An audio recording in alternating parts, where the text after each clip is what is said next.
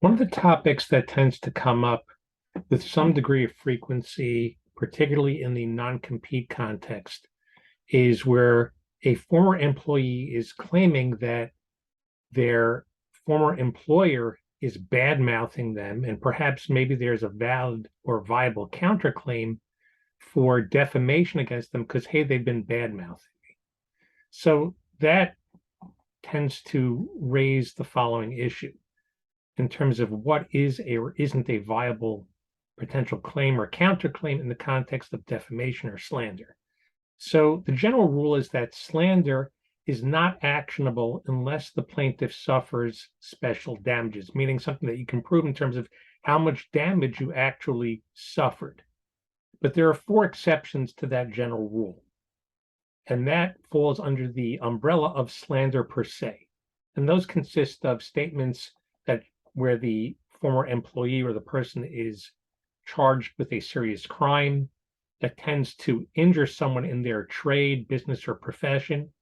The third category would be saying that the plaintiff or here the counterclaimant has a loathsome disease, or the old rule, which is imputing unchastity to a woman.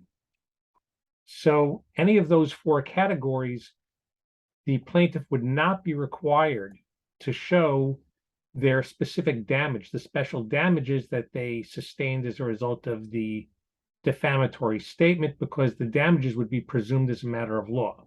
But that in turn raises another question, which is, well, how do you evaluate what the value of that slanderous statement would be? So here we turn to the pattern jury instructions in New York, where the judge would instruct the jury on a case like this as follows. If you decide that the plaintiff is entitled to recover, you will award an amount as, in the exercise of your good judgment and common sense, you decide is fair and just compensation for the injury to the plaintiff's reputation and the humiliation and mental anguish in his or her public and private life that you decide was caused by the defendant's statement. And here's where really the rubber meets the road. In fixing that amount, you should consider the plaintiff's standing in the community, the nature of the defendant's statement made about the plaintiff, the extent to which the statement was circulated, the tendency of the statement to injure persons such as the plaintiff, and all of the other facts and circumstances in the case. These damages cannot be proved with mathematical accuracy. Fair compensation may vary, ranging from $1 if you decide there was no injury to a substantial sum if you decide that the injury was substantial. And herein lies the danger, because since it's such inherently a slippery